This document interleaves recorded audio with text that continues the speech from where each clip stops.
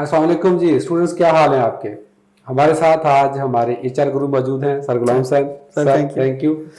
अच्छा, आपको पता है कि सर गुलाम सर माशाल्लाह से पीएमएस ऑफिसर हैं और उससे पहले सर गुलाम सर जो हैं वो इंग्लिश लेक्चर के तौर पर भी जॉब कर चुके हैं और एज ए असिस्टेंट भी जॉब कर चुके हैं सिविल सेक्रेटेरिएट के अंदर। तो आज हम बात करने जा रहे हैं असिस्टेंट की। अभी जो रिक्विजिशन पीपीएससी को भेजी गई है पंजाब पुलिस की तरफ से, तो सर सबसे पहले तो काइंडली इस पर आप बता दें कि कितनी सीटें हैं और इसका एलिजिबिलिटी क्राइटेरिया क्या होगा। जी अस्सलाम वालेकुम सर, आपको बहुत बहुत शुक्रिया कि आप इतनी तारीफ़ें करते हैं मेरी। तो माड़ा सा बंदा हूँ मैं। बड़े से तो सर असिस्टेंट की जो जॉब है ये एक डेस्क जॉब है। ठीक है। और इसकी जो बेसिक क्वालिफ़िकेशन है, अगर हम देखें स्टेनो की क्वालिफ़िकेशन को या यूडीसी जो फेडरल गवर्नमेंट में यूडीसीज होते हैं उनकी क्वालिफ़िकेशन को, तो वो इंटर होती है, लेकिन इसकी क्वालिफ़िकेशन बैचलर्स है। सही है। और सर इसका जो दूसरा ये जो एलिजिबिलिटी क्राइटेरिया में जब एज हम लेते हैं, तो एज जो है वो डिपार्टमेंट टू डिपार्टमेंट वेरी करती है। पुलिस डिपार्टमेंट में भी 25 इयर्स मांगते हैं, फिर 5 साल की जो जनरल एज रिलैक्सेशन है वो इसमें अप्लाई होती है।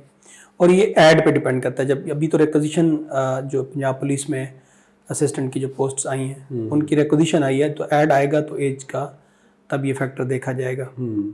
और basically sir it's a very good job, क्योंकि मैं सीटें सर कितनी आई हैं भला। सीटें सर पहले जो ऐड आया था ना, उसमें 48 सीट्स थी। बाद में 73 सीट्स का एनओसी लिया गया और वो ऐड होंगी। ठीक हो। ये टोटल सीट्स बनेगी 121। वाह, बड़ी काफ़ी सीटें हैं। बहुत ज़्यादा सीटें हैं। सही हो गया।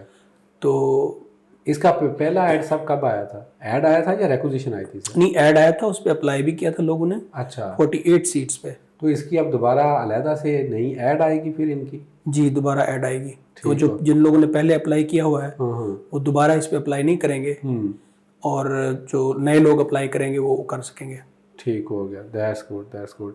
अच्छा सर, इसका जो जॉब नेचर क्या है, जॉब डिस्क्रिप्शन क्या है? मतलब आपने ये तो बताया कि ये डेस्क जॉब है जी। तो किस तरह का रोल होता है, मतलब ये? हाँ सर, मैं लिटरेसी डिपार्टमेंट में बतौर असिस्टेंट रहा 2 साल।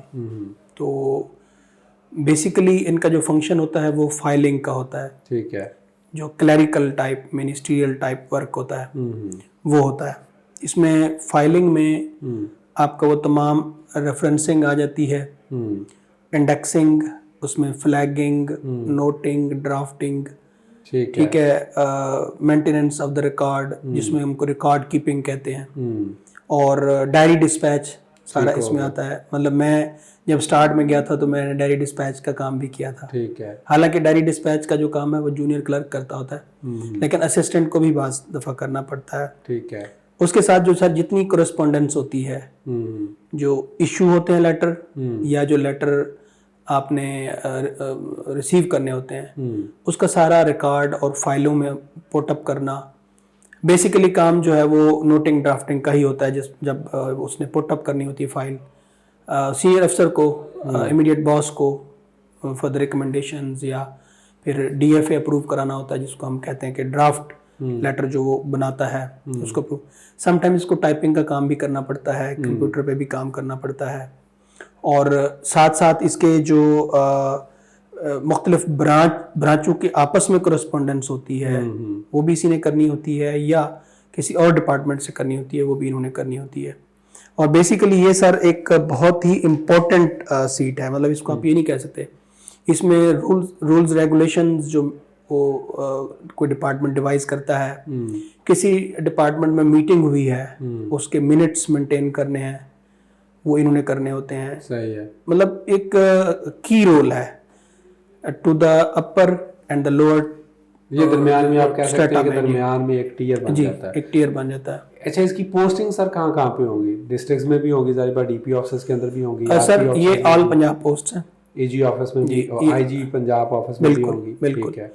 जितने बड़े हमारे सीपीओ ऑफिसेज हैं या आरपीओ ऑफिसेज हैं या डीपीओ ऑफिसेज हैं, ठीक है, इन तमाम ऑफिसेज में इनकी पोस्टिंग हो सकती है। इसका मतलब ये हुआ कि आप आपकी अपने होम टाउन के अंदर भी, होम टाउन में भी जा सकते हैं। बिल्कुल, आप अपने होम टाउन में बिल्कुल प्रेफरेबली ऐसा करेंगे, क्योंकि ये सीट उस तरह 16 ग्रेड की पोस्ट है, तो ये प्रेफरेंस जो देंगे वो बच्चों को, स्टूडेंट्स को वहीं पे रखेंगे जो उनका होम टाउन होगा।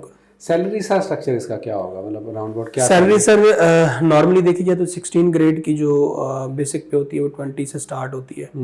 अगर 20 के हिसाब से अगर हम देखें कि इनकी बेसिक और बाकी अलाउंसेस वगैरह मिला के, अगर पुलिस में मेरे इल्म में नहीं है कि पुलिस की नॉन यूनिफॉर्म के लिए कोई स्पेशल अलाउंस है। यूनिफॉर्म के लिए तो उनका स्पेशल अलाउंस रिस्क अलाउंस होता है, और बाद अभी इनका कोई एग्जेक्टिव अलाउंस भी इनको मिला है। तो जो सिविल यूनिफॉर्म में मतलब सिविल्स की जॉब है उसमें मेरे ख्याल में कोई अलाउंस इस तरह का नहीं है। ठीक है। अगर इसकी नॉर्मल सैलरी देखी जाए जो असिस्टेंट की होती है वो तकरीबन 40 के करीब बन जाती है, मतलब 37-38 के करीब। That is a good salary. हाँ जी, ठीक है। As compare to the civil secretariat, civil secretariat में सैलरी बहुत ज़्यादा है। अच्छा। उसमें 15,000 तो आपका यूटिलिटी अलाउंस लगता है, ओके। और उसके बाद 20% सेक्रेटेरिएट अलाउंस है। तो वो मिला के उनकी सैलरी जो है वो 50-56 तक चली जाती है। अच्छा सर, इसमें क्या ये बाद में पीएमएस ऑफिसर भी बन सकते हैं? ये वो जो होता है कि इनकी प्रमोशन का पाथ क्या होगा? सर करियर प्रोग्रेशन जो है ना इसमें थोड़ी सी लिमिटेड है। अच्छा।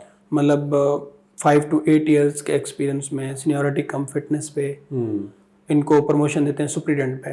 मतलब असिस्टेंट है 16 ग्रेड की पोस्ट, और उसको प्रमोट करेंगे तो सुप्रीडेंट लगाएंगे। ठीक है। और उसके बाद अगर को उसका जो टियर है आगे प्रमोशन का वो फिर असिस्टेंट डायरेक्टर का होता है। ठीक है।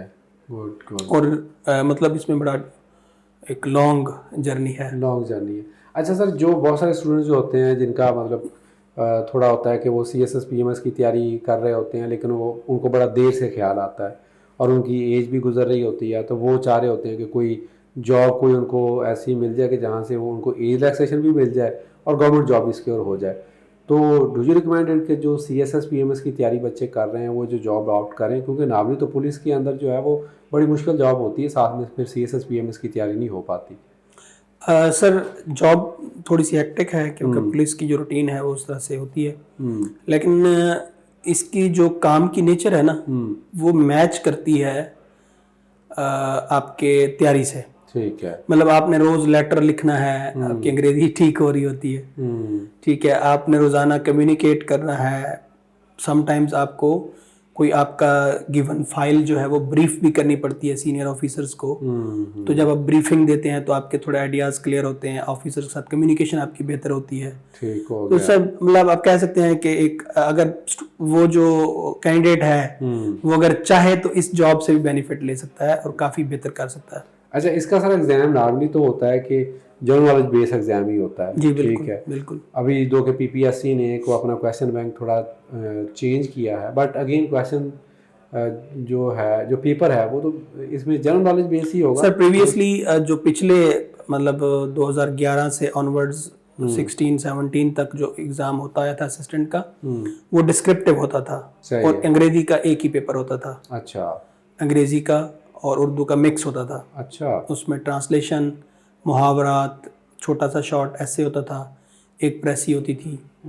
इस तरह का वो टेस्ट लेते थे। सही है। लेकिन 2016 से ऑनवर्ड्स इन्होंने पैटर्न चेंज किया और उसको MCQs कर दिया।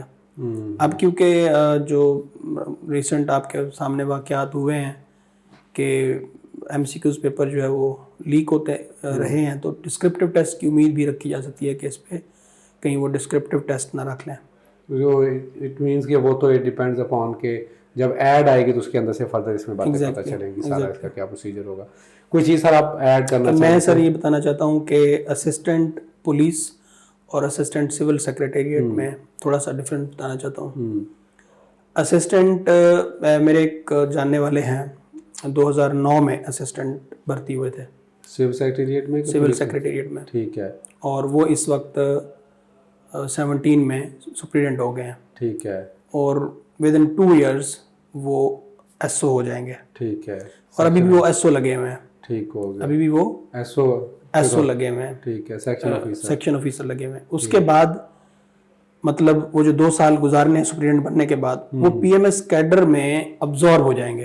ठीक हो गया। ठीक। वो डायरेक्टली PMS का सर जो एक मखसूस कोटा है वो इनके लिए रखा जाता है असिस्टेंट्स के लिए, सुप्रीडेंट्स के लिए, प्राइवेट सेक्रेटरीज के लिए और जो सीनियर स्टेनोज होते हैं। ठीक है। इनके लिए तो इनको फिर PMS में मर्ज कर लिया था, फिर ये असिस्टेंट कमिश्नर भी लग सकते हैं, फिर अपनी पोस्टिंग्स, और बहुत सारे लोग हमने देखे हैं कि इसी सर्विस से आए हैं और आगे एडिशनल सेक्रेटरी तक, डिप्टी सेक्रेटरी तक और आगे गए हैं। Wonderful wonderful. जबकि इधर पुलिस सर्विस में थोड़ा जो प्रोग्रेस है थोड़ी सी, अब उतनी फास्ट नहीं है जितनी कि सिविल सेक्रेटेरिएट में है, और सैलरी का भी काफ़ी इसमें डिफरेंस है, और वर्किंग भी डिफरेंट है।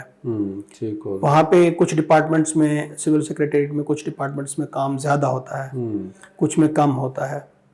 अब इख्तियारात पे भी इसमें डिफरेंस है कि इनके इख्तियारात जो हैं उनके इख्तियारात में काफ़ी फ़र्क है। उनका जो लियाज़ान होता है वो 43 डिपार्टमेंट्स के साथ होता है, इनका विद इन पुलिस या इंटेलिजेंस या जो उनके जो सिक्योरिटी इदारे होंगे उनसे होगा। सही है। तो थोड़ा सा वर्किंग में भी फ़र्क पड़ता है, एक्सपोजर में भी फ़र्क पड़ता है, तो ये एक बेसिक डिफरेंस है। तो जी स्टूडेंट्स, सर आपका बहुत बहुत शुक्रिया, थैंक यू सर। सर ने टाइम दिया हमें माशाल्लाह से। अब आपके जो भी क्वेश्चंस और क्यूरीज इसके रिलेटेड हो सकते थे, हमने वो आपको अल्हम्दुलिल्लाह कोशिश की उसको हम सॉल्व करने की। इसका एग्जैक्ट जो है वो ऑब्वियसली सिलेबस क्या होगा और किस तरह की इसकी तैयारी जो है वो होगी, वो तो जब ऐड आएगा तो उसमें क्लैरिटी हो जाएगी। नॉर्मली जो 1 पेपर की तैयारी होती है, आप उसके लिहाज से आपने इसकी तैयारी जारी रखें। अल्लाह आपका हामी नासर हो। अल्लाह हाफिज़।